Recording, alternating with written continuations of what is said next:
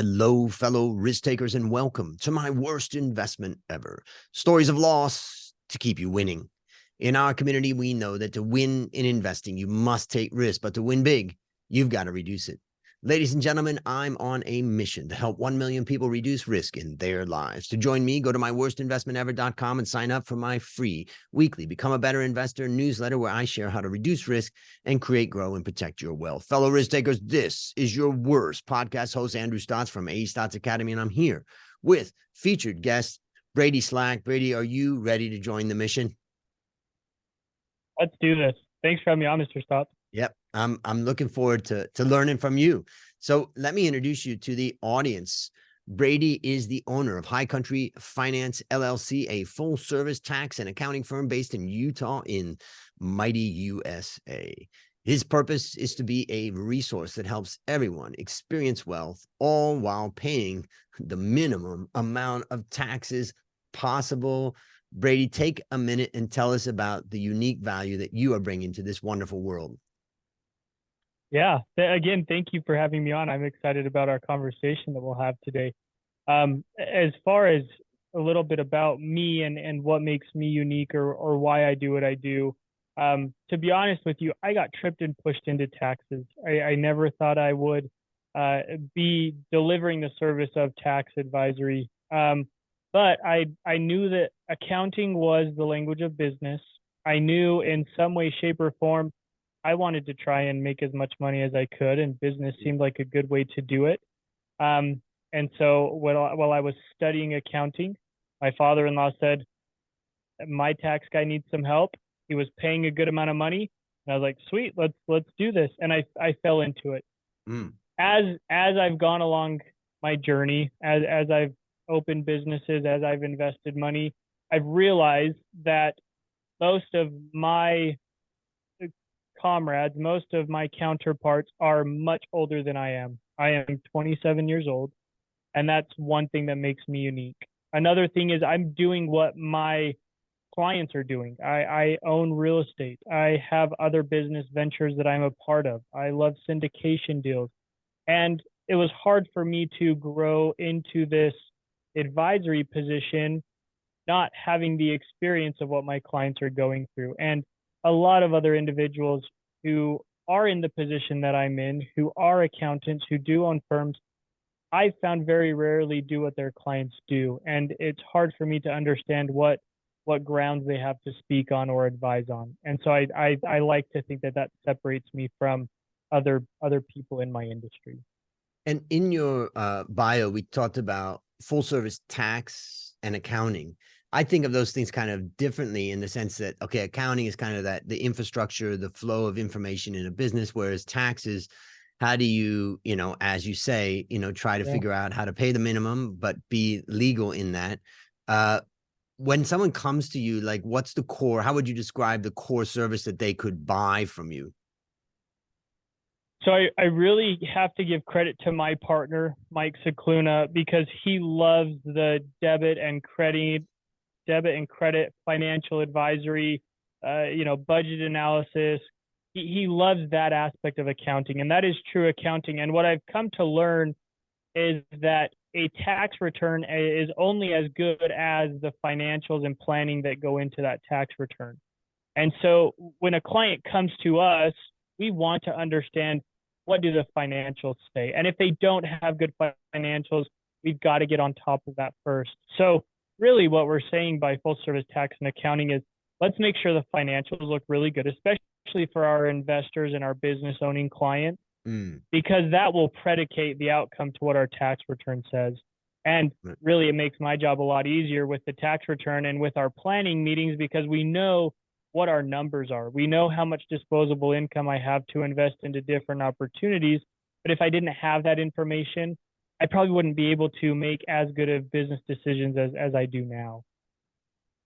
I have a part of my business I call outsourced CFO. And in that part of the business, we do two things. Number one, we take a company that has good accounting and we try to help them to become financially world-class. And we do that through a benchmarking system that I've developed, and then communication and goal setting over a 12-month period. And that's really exciting and inspiring for those management teams that pick that up. The other part, though, we find some customers that come to us and say, look, my accounting's a mess. I don't even have the financials to produce to then benchmark our company. And what we do is we don't do an accounting service, but what we do is we fix accounting. And we basically, I like to say we fix accounting messes. So if it's a small business and, the accounting's not too complex, we don't get involved. Where we get involved is when there's 10,000 transactions a month. They're overwhelmed with reconciling those transactions. There's maybe manufacturing, work in process. They're losing inventory. There's just so much complexity, and a software like Xero or something may not be able to capture all of that. And so we come into those types of situations and we fix the accounting. I'm just curious, like when someone comes to you, what's the typical issues that they're facing with accounting, and how are you then fixing it? I'm assuming you've got some software that you use like Xero or whatever other one is going on in the US, and then you help them get their infrastructure right, or tell us a little bit about that. Yeah, a lot of our focus and a lot of our clients are they've kind of surpassed that startup phase and they're entering the growth phase, right? Adding on new team members, the offer might be expanding ever so often. And so what we found is in this weird, awkward period from startup to growth, the business owner is trying to get through this phase of, I didn't have the funds to pay for someone to do my accounting beforehand, so I had to try and figure that out, to where now it's trying to figure out what better use of my time do I have, and how can I put my best efforts, whether that's sales or marketing or a CEO position, so that I don't have to worry about more of a menial task like transaction reporting or bookkeeping or payroll, things like that. And so we find these clients in this startup phase to growth phase where they've been doing the accounting. It might not be done in the most optimal way. Their chart of accounts might be just a little bit off, or we could integrate some functions into the chart of accounts to make it look better and be more productive for what would be a projection and analysis or a budget, right? And then we make sure that the balance sheet looks correct, no negative account balances, make sure that the equity and the capital partners are all correct. And then we take them and then we're able to work them through this growth phase to a point where now we can really turn on the burners and look at projections and analysis and talk about what it would take to hire another team member and what that team member could potentially produce for the business and how we could continue to grow. That's kind of where our specialty is, up to the point in some instances where we're now talking with clients about, okay, here's what it's going to look like if you want to go sell, or if you want to go through a merger, or, if you want to bring on other capital partners. Those are kind of the conversations that we'll start out having, and then the end product of what that looks like. So it sounds like professionalizing your accounting and finance. Yeah, and really adding in the processes and systems to streamline a lot of the accounting. It's funny because business owners, in my opinion, they should understand well enough to know what's going on in their Xero or their QuickBooks account, right? But they shouldn't be doing it. And so that's kind of the weird dichotomy of that business owner's mindset. Well, that's a great introduction for the listeners out there. I'll have all the links in the show notes. So if you need to learn more, just go there and click on the link and you can learn more and also find out about the services that Brady offers. So now it's time to share your worst investment ever. And since no one goes into their worst investment thinking it will be, tell us a bit about the circumstances leading up to it and tell us your story. Well, like I highlighted before, I am quite a bit younger in my industry. And I had the opportunity when I just turned 24 years old. Actually, I just turned 23 years old to start my own business. Okay, I'd left an accounting firm where I was at, and at the time, to be frank, did not have the expertise or the experience to probably start an accounting firm. I had the opportunity, and I thought I'm going to take advantage of it. There'll be things that will go wrong, as every business does.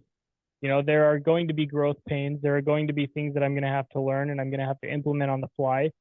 And a really close friend who was also pretty successful at business told me that the quickest way to learn and to grow is to hire someone to help you learn and grow quicker. right? And so I started to seek out mentors, coaches, development opportunities, because I understood that if I were able to use their knowledge and their expertise, I would be able to rocket ship my business and I would be able to grow much quicker. And so this is funny because it's kind of been a constant theme in the conversations that I've had recently, including on my own podcast. But the conversation is, well, how do I find a good mentor? How do I find someone who does know what they're talking about? Or how do I get past the appearance of social media? So anyways, I to kind of go back, I apologize. I got connected with a group on social media. They had reached out. I'd been doing some speaking engagements, and they were hosting an event, and they asked me to come speak at their event. And I thought, great, this is a great way for me to get in front of some more people, get some more B film and add it to my social media. And come to find out, they had an offer attached to the back end of this speaking engagement, which would include some coaching, some aspects of marketing and advertising and websites. And for me, it appeared on the front end that it was going to be a good opportunity for me to kind of boost that business. That I could have used a lot of that. And I was young and I probably wasn't as smart as I am now. And I purchased this coaching package. Now, mind you, that like this was well over $50,000, this coaching package. There was a lot included into it, and I have gotten some great benefit from that coaching package. But I have also come to realize that that was not a great investment. And the reason was because in the beginning they pitched it and they were great salespeople. They told me that they would, execute on X, Y, or Z, and that I would have a certain outcome on this, that, or the other. And what I came to realize was they didn't necessarily align with where I wanted to go. And I don't know that I realized that at the beginning, that I didn't necessarily want to go where they were at. And the opportunity that has come from that, I've never asked for a refund. I've continued to move through their coaching program. I've continued to go back and speak to them. I have great conversations with them. I think the world of them. I think they're doing a really great job.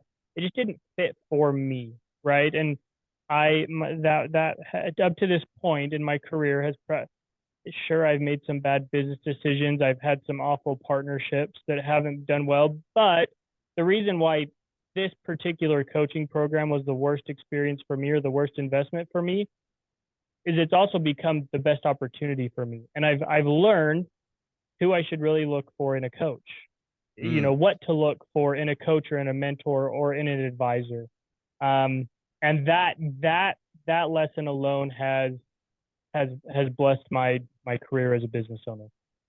So why don't we go through that? Let's go through the lessons that you learned from this and how, because I think this is a great story because everybody is looking for help. Yeah. And you talked about leveraging the knowledge of others, and we hear about that. We know we got to do that in one way or another. We can't do it alone. So, and what are they going to see?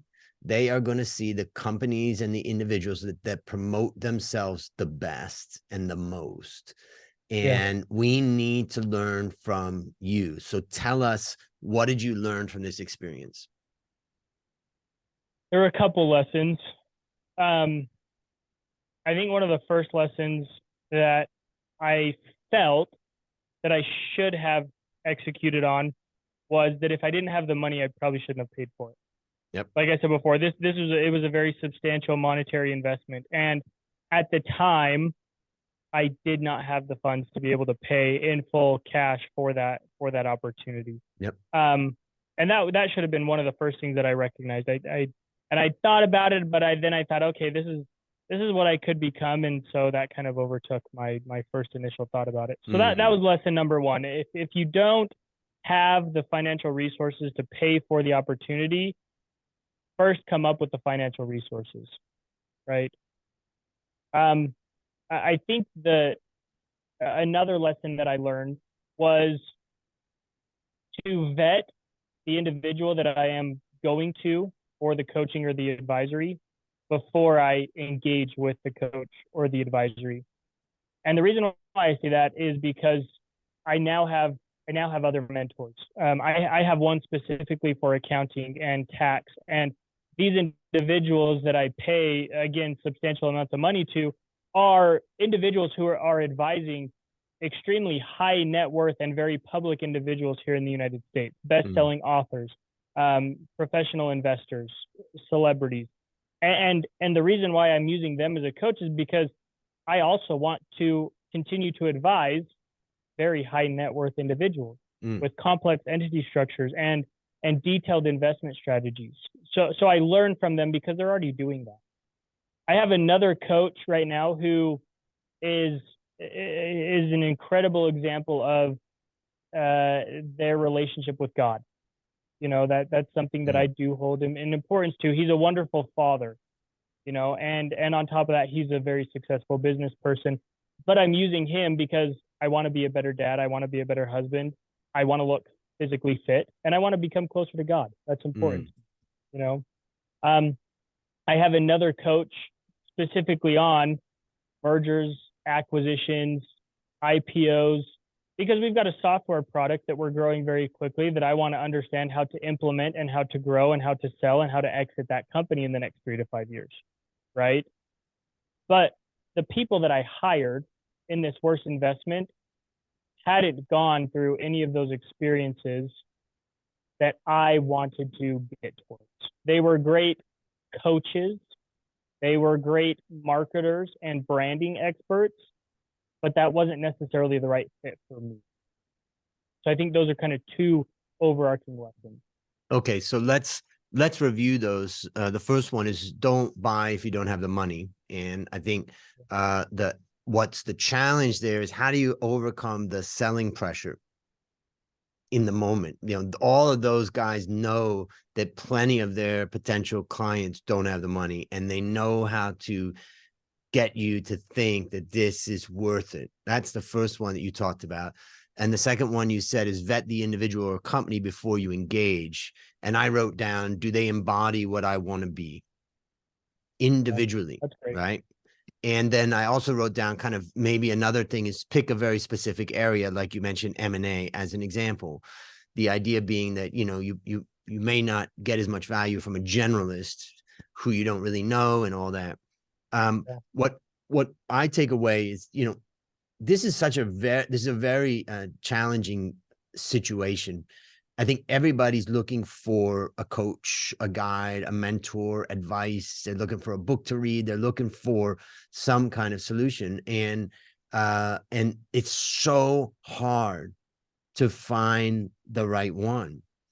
And, but also I would say that maybe the first thing that matters most is to try to stay away from the ones that are just all sizzle, all sales, but not the delivery on the back end.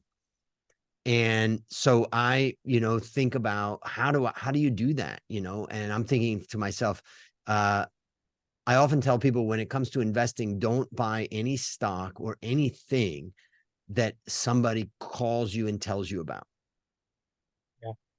Because you know then that there's a marketing machine behind that. Because nobody's calling you out of the goodness of their heart to bring you an investment idea. Now people say, well, Andrew, how the hell am I supposed to find anything to invest in if I, you know, don't get that information from, you know, what am I supposed to do? Yeah, well, that's the point, is that you do have to do your research. You do have to do your work on your own. So one of the things is that, you know, try to avoid getting sucked into the 10 coaches or whatever that are hitting your Facebook feed or whatever it is, because those guys, you know that they're great at selling. You don't necessarily know that they're great at coaching. They may be, they may not be. But I'm just curious if you would add anything else to that as far as kind of how, I think the first line of defense is trying to make sure you don't get in that room. Again, this is something that I struggled with early on as an entrepreneur, as a business owner, was saying no. Only because I think I was partially desperate. I needed to I had to pay my bills. At the time, my wife and I just bought in a house. We just found out we were expecting our first child. And so there was a pressure. And so I knew I needed to have revenue. I knew I needed to generate sales, and I knew I needed to generate growth within my business. And this to me seemed like it was an easy opportunity, but with the monetary, I should have said no. It was hard. There was lots of pressure, but I should have said no. And as I've grown in business, I've learned that my ability to say no actually gives me the opportunity to look at other opportunities that might be greater, you know? And I think to your point on who to look for or how to look for someone, I think it comes back to defining your goals, defining your intentions, and defining what you want your outcome to be. And I didn't really have those very clear when I started. I just knew wanted to make a lot of money, right? Yep. And I think the more clear a goal or an outcome is for an individual, the likelier of success to that goal they will achieve. So I've added to number 2, vet the individual or company and make sure that you've defined your goals and your outcomes in that process. And then I've added number 3, and I'm saying don't make a decision out of desperation or pressure, which is what you just described. And I have a little trick of how I do that. One of the great places where there's pressure is when you go to a fitness place. They're going to sit down and let me show you the plan. And there's a hard sell. And there has to be, they got to sell. So what I always do is when I go out to look at a new gym or whatever, I don't bring my wallet. There you go. And I know that most of these guys get people into a room and they have a whole buildup to a final sales pitch where people go to the back of the room and then they sign up. And they sign up with their credit cards. But if you don't have your credit card with you, you can't sign up.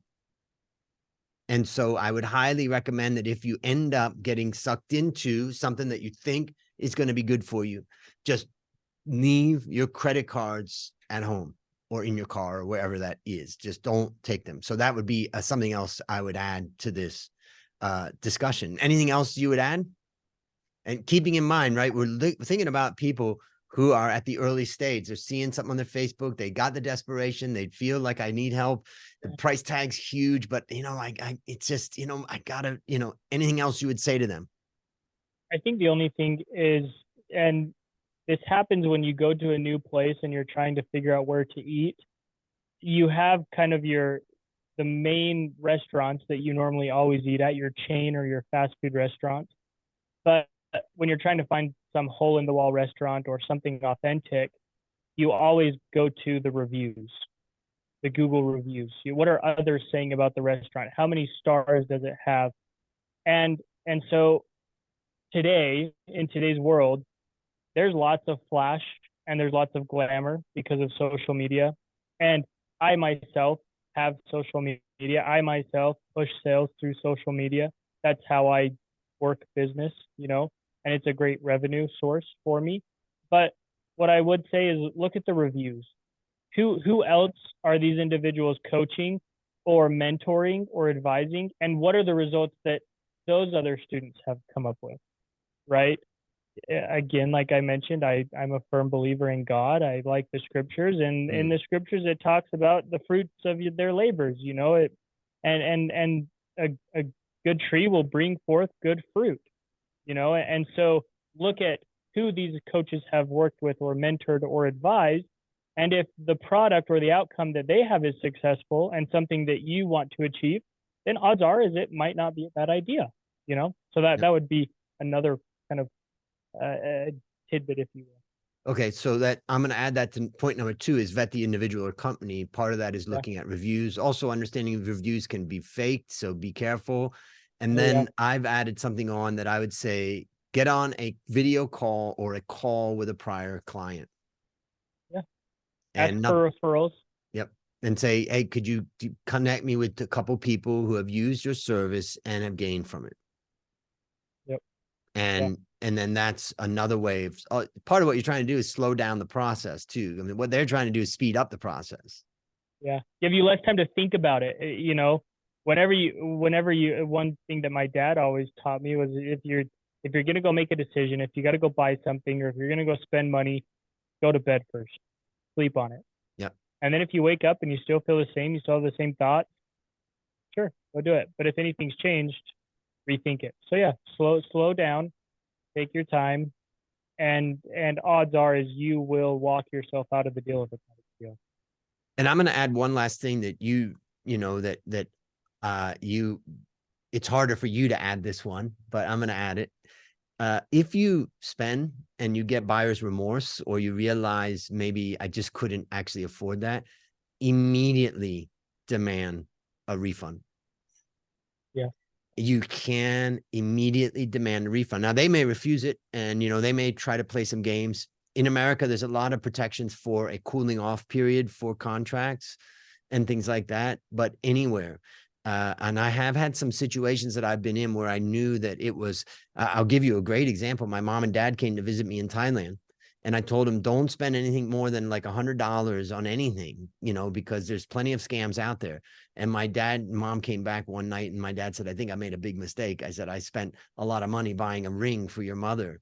It was beautiful. And I just thought, wow, we're on vacation. Let's do it. And I was like, give me the information. I called that place. They had been bussed into this particular place, and they were, sold the pitch, and they spent a lot of money on a ring that was probably worth a lot less. And I asked them, when are you open till? And they said, yeah, we're open to 7, but if you come, later, we'll stay open. I said, great, please do. I'll see you soon. And I took my mom and dad with their credit card and my best friend Dale, and we went back. We went to that place that night right away. And I said, we want our money back. And they refused, and they didn't want to do it. And we pushed and we pushed, and we would not relent until eventually, amazingly, they refunded the money, and we gave the ring back. And it was probably about $700 or something like that. But it was something that I was, sometimes you got to get up and fight for that. And the time to do it is right away. So if you get that feeling like, oh shit, then you need to act at that moment. So that would be my 4th lesson. We've got number 1, don't buy if you don't have the money. Number 2, vet the individual or company. Number 3, don't decide out of desperation and pressure. I mentioned don't bring your credit card. And number 4, if buyer's remorse and you're feeling it, then demand a refund immediately. So I think those are great, great ways. Can't argue with those ones. Yeah. So it's a great one out for everyone out there that's looking for coaching and advice and all that. So let's go back in time. Based upon what you've learned from this story and what you've continued to learn, let's now imagine a young man or woman is in the exact same position as you. And they're facing all of this. What's one action that you'd recommend that they do to avoid suffering the same fate?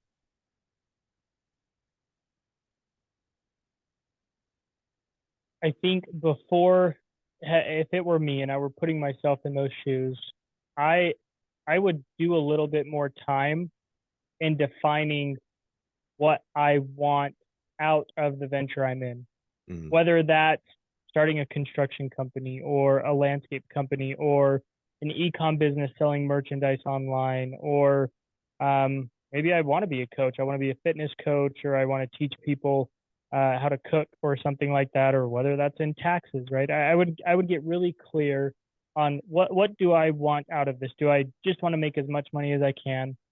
Is there a certain number of people's lives that I want to impact? Is there a certain time frame that I want to be involved with this venture? And once I'm very clear on that, then I would look for someone who has already done that. And that is most likely the person that I would have reached out to. Great advice. Now, what is a resource that you'd recommend for our listeners? The first resource that I would recommend is the free resource, which is kind of funny because we talked about social media being flashy and how you can never trust it. Look at multiple different resources online. There's lots and lots of free education on YouTube. There's lots and lots of free education on Google. And you can review lots of trusted sources like a Forbes, like a government website, like you can look at university studies, Mm. Those are all very good free resources. I don't know that I would necessarily say go to TikTok or Facebook or Instagram, because I call a lot of what's on there financial porn. You Mm. know, not all of it is true or might apply directly to your situation.